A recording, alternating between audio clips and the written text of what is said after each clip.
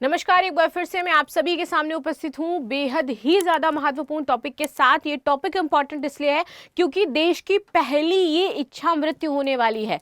भारत देश की पहली इच्छा मृत्यु को मंजूरी दे दी गई है, इसलिए ये टॉपिक बहुत ही ज़्यादा महत्वपूर्ण हो जाता है, एग्जाम के पॉइंट ऑफ व्यू से बहुत ज़्यादा महत्वपूर्ण है। तो चलिए शुरू कर लेते हैं आज की क्लास। मेरा नाम है प्राची मिश्रा और आप सभी का बहुत बहुत स्वागत है संस्कृति IAS पर। 13 साल से जिंदा लाश पड़े हुए थे हरीश राणा। तो इनकी माँ ने सुप्रीम कोर्ट में जाकर के मांगी थी कि भाई मेरा बेटा इतने लंबे समय से सरवाइव कर रहा है, सफर कर रहा है, ना बोल पाता है, ना खा पाता है, ना चल पाता है, तो हम चाहते हैं कि इसको इच्छा मृत्यु दे दी जाए। काफी बार यहाँ पर वाद विवाद हुआ और फाइनली अब 13 साल बाद हरीश को इच्छा मृत्यु की इजाजत मिल चुकी है। हाल ही में सुप्रीम कोर्ट ने हरीश राणा मामले में एक महत्वपूर्ण निर्णय देते हुए उनके माता पिता को बेटे का लाइफ सपोर्ट हटाने की अनुमति दे दी है। चलिए, ये है हरीश राणा। इनकी हालत यहाँ से यहाँ तक कैसे हुई, तो ये भी जानना बहुत ही ज़्यादा ज़रूरी है। हरीश राणा एक प्रतिभाशाली छात्र थे जिनका सपना था कि वो इंजीनियर बनना चाहते थे। उनके माता पिता बड़े अरमानों से उन्हें चंडीगढ़ बीटेक में पढ़ाई करवा रहे थे, बट एक समय आता है 20 अगस्त 2013 जहाँ पर एक दर्दनाक हादसा होता है क्योंकि वो अपने ही PG की चौथी मंजिल से गिर गए थे, जिससे उनके सर में गंभीर चोटें लगती हैं। इसके बाद ये कोमा में चले गए। 13 साल हुए ऐसे ही बिस्तर पर पड़े पड़े, कई बार इनको एडमिट कराया गया, एम्स गए, हर जगह इलाज कराया गया, लेकिन कोई भी फायदा नहीं मिला। अब ये कैसे जिंदा रहते हैं, तो सिर्फ चिकित्सा उपकरणों का जो सपोर्ट है उससे, और प्लस इनको तरल आहार दिया जाता है, इससे ही ये अभी जीवित हैं और चल रहे हैं। परिवार की पीड़ा और आर्थिक संघर्ष की अगर बात करें तो हरीश की स्थिति ने उनके परिवार को मानसिक, भावनात्मक और आर्थिक रूप तीनों से तोड़ा है। किसी भी परिवार में कोई अगर एक व्यक्ति ऐसे 13 साल से पड़ा रहे तो सोचो उस परिवार वालों का जो मानसिक प्रेशर है वो क्या होगा। वो कहीं ना आ सकते हैं, ना जा सकते, उनके यहाँ पे कोई फैमिली वाला है तो सेम वही कंडीशन देखिए, तो एक माँ का दर्द कोई नहीं समझ सकता। भाई एक माँ अपने बच्चे को ऐसे लाचार पड़ा हुआ देखती है ना तो उसका हृदय पूरी तरीके से विदारित हो जाता है। और वो 13 साल से अपने बच्चे को ऐसे देख रही थी। आज थी कि हरीश आज नहीं तो कल ठीक हो जाएगा, लेकिन नहीं हो रहा था ऐसा। आर्थिक तौर पर चुनौतियां आई क्योंकि लाइफ सपोर्ट सिस्टम, जो बड़े बड़े मेडिकल्स बिल, इनको पे करना, लोगों की जमा पूंजी खत्म हो जाती है। कहा जाता है कि बस 2 जगह के चक्कर ना लगाए तो हमारा घर सुखी रहता है, एक तो वकील और दूसरा अस्पताल। चलिए, तो हरीश के पिता ने बेटे की देखभाल के लिए अपनी नौकरी तक छोड़ दी थी क्योंकि माँ अकेले उतना जो बड़ा बेटा है वो नहीं संभाल पा रही थी, उठा करके ले जाना रखना, इसलिए इलाज के खर्च के कारण परिवार को अपना घर तक बेचना पड़ा। पहले एक नर्स रखी गई, लेकिन आर्थिक स्थिति कमजोर होने के कारण उसे भी हटाना पड़ा। डॉक्टरों ने भी स्पष्ट कर दिया था कि हरीश के ठीक होने की संभावना लगभग यहाँ पर समाप्त हो चुकी है, कोई भी उम्मीद नहीं बची थी। इस स्थिति में हरीश की माँ, जो कभी अपने बेटे की लंबी उम्र की दुआ करती थी, सोचो एक कौन सी ऐसी स्थिति होगी जब अब कोई माँ अपने बेटे की मृत्यु की दुआ करने लगे। वरना हमेशा तो माएँ हमारे बच्चों जो होते हैं उनकी लंबी उम्र की दुआ ही करती हैं। आप कितना भी गुस्सा हो जाइए अपनी मम्मी से, कितना भी कुछ भी हो जाइए, माँ आपका कभी बुरा नहीं सोच सकती है, और ये सच्चाई है। उनकी पीड़ा देख करके वही सोचती थी कि अब तो भाई मेरे बेटे को मुक्ति मिल जाए।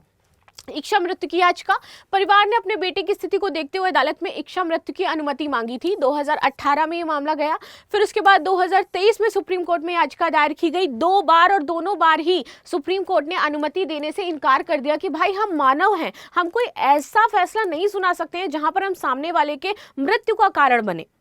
ये गलत है। ऑल्दो वो पेशेंट है, वो कोमा में, लेकिन उसके पास भी मौलिक अधिकार है। तो दोनों बार यहाँ पर सुप्रीम कोर्ट मना कर देती है कि नहीं भाई, हम नहीं दे सकते हैं इजाज़त इस तरीके की कि आप उनके जो यूथनेशिया उनको दे दें। लेकिन फाइनली जब सुप्रीम कोर्ट भी देखता है कि क्या स्थिति है माँ बाप की, तो वो भी झुक जाता है। इसके बाद सुप्रीम कोर्ट का यहाँ पर फैसला आता है 11 मार्च 2026। सुप्रीम कोर्ट की पीठ ने इस मामले में महत्वपूर्ण फैसला सुनाया। यहाँ पर न्यायमूर्ति JB पारदीवाल और न्यायमूर्ति R महादेवन थे। माता पिता को लाइफ सपोर्ट हटाने की अनुमति दे दी गई। फैसला सुनाते समय जस्टिस पारदीवाल भावुक हो गए और उनकी आंखों में आंसू भी छलक पड़े। उन्होंने अपने निर्णय की शुरुआत विलियम शेक्सपियर के प्रसिद्ध कथन टू बी और नॉट टू बी से की, कि जो जीवन और मृत्यु के बीच झूलते हैं व्यक्ति, उनकी पीड़ा को दर्शाता है। कि सोचो कैसे एक व्यक्ति जो जीना चाह रहा होगा कभी अपनी लाइफ में, और आज इस सिचुएशन में पड़ा हुआ है, राइट। अदालत की प्रमुख टिप्पणी। सुप्रीम कोर्ट ने अपने निर्णय में कई महत्वपूर्ण बिंदु स्पष्ट किए। सबसे पहले एक्टिव इच्छा मृत्यु, ये क्या होता है? तो भारत में अभी भी ये प्रतिबंधित है। एक्टिव का मतलब ये है कि आप किसी को मरने वाला इंजेक्शन दे दें या आप किसी को ऐसा कोई इंजेक्शन दे दें जिसको उसको कोई प्रॉब्लम हो जाए, तो देन वहां पर इसका यूज किया जाता है। इसके साथ ही जब हम पैसिव की बात करते हैं तो यहाँ पर ये है कि लाइफ सपोर्ट सिस्टम उसका हटा दिया जाए। ये मतलब ऐसा होता है एक्टिव कि किसी को जहर दे करके मारना, गोली दे करके मारना, गन से शॉट कर देना, ये सब वाला ऐसा कुछ भी नहीं करना है। दैट इज कॉल्ड एक्टिव और ये पूरी तरीके से प्रतिबंधित है। लेकिन अगर पैसिव की बात करें तो कुछ परिस्थितियों में अनुमति योग्य है, जैसे कि मरीज की गरिमा, उसकी निजता, उसके शरीर की अखंडता सर्वोपरि हो जाती है। जब व्यक्ति पूरी तरीके से दूसरे पर निर्भर हो जाए और उसके ठीक होने की संभावना ही ना हो, तब उसके सर्वोत्तम हित को ध्यान में रख करके निर्णय लिया जाना चाहिए।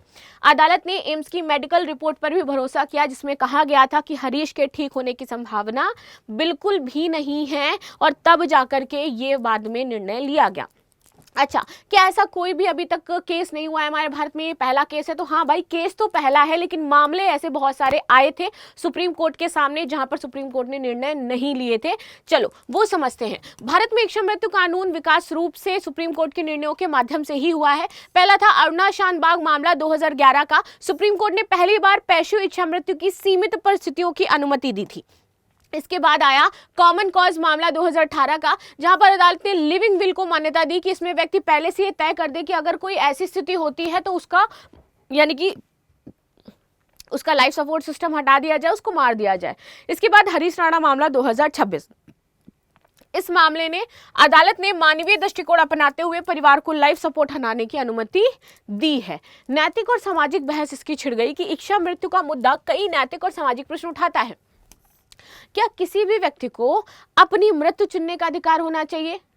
इसके बाद क्या जीवन की गुणवत्ता भी उतनी ही महत्वपूर्ण है जितना जीवन का अस्तित्व जरूरी है? परिवार और समाज की भूमिका इसमें क्या होनी चाहिए? और हरीश राणा का मामला इन सवालों को फिर से चर्चा के केंद्र में ले आता है। क्या होती है इच्छा मृत्यु? इच्छा मृत्यु वह प्रक्रिया है जिसमें किसी गंभीर रूप से बीमार, असहनीय पीड़ा से ग्रस्त, असाध्य रोग से पीड़ित व्यक्ति को जानबूझ करके मृत्युदंड दिया जाता है या मृत्यु दी जाती है ताकि उसे लंबे समय तक दर्द कष्ट ना हो, मुक्ति मिल जाए। आगे बात करते हैं एक्टिव इच्छा मृत्यु। तो इसमें डॉक्टर या कोई अन्य व्यक्ति सीधे ऐसा कदम उठाता है जिससे मरीज की मृत्यु हो जाए, यानी कि घातक इंजेक्शन लगा देना, ये बंद है, पूरी तरह प्रतिबंधित है। पैसिव में कुछ कृत्रिम उपचार, लाइफ सपोर्ट सिस्टम को हटा दिया जाए जिससे उसकी मृत्यु हो जाए, जैसे कि वेंटिलेटर, फीडिंग ट्यूब, तो उसको दिशा निर्देशित करके यहां पर सुप्रीम कोर्ट अलाउ करती है। ठीक है, अब देखिए एक्टिव मैंने आपको बता दिया क्या है, इसमें पैसिव क्या है। प्रक्रिया में अगर हम बात करें तो सीधा दवाई इंजेक्शन, उद्देश्य होता है कि मुक्ति दिलाना, दोनों में ही सेम उद्देश्य है कि मुक्ति ही दिलाई जाए। लेकिन यहाँ पर कृत्रिम रूप से जीवन बनाए रखने वाले हमें उपकरण को हटाना है। यहाँ पर डॉक्टर लाइफ सपोर्ट सिस्टम हटाते हैं, यहाँ पर वो इंजेक्शन देते हैं, ये प्रतिबंधित है, ये नहीं है। तो इस तरीके से जो हमने कंपैरिजन है वो भी करके देख लिया। आप लोगों का क्या मानना है इस बात को लेकर के, मानना नहीं है, आप लोगों का इसको लेकर के क्या मानना है वो मुझे ज़रूर कमेंट बॉक्स में बताएं कि क्या ये फैसला सही था, ऐसे केसेस में क्या होना चाहिए। आपने कभी किसी ऐसे व्यक्ति को देखा है सामने से जो इतनी पीड़ा में हो और आपको देख के लगे कि भाई इसको तो मुक्ति मिल जानी चाहिए, और वो मानसिक प्रताड़न, वो दर्द, वो असहनीय पीड़ा हम और आप कभी फील नहीं कर सकते। This is the reality, right. तो चलिए अपने जो थॉट्स हैं वो शेयर करिएगा। भारत में पैसिफिक इच्छा मृत्यु को पहली बार किस मामले में सीमित रूप से अनुमति दी गई? तो यहाँ पर 4 ऑप्शन है, जरूर बताइएगा। मिलते हैं नेक्स्ट क्लास में, तब तक के लिए धन्यवाद। लाइक शेयर सब्सक्राइब करना बिल्कुल भी ना भूलें and thank you so much.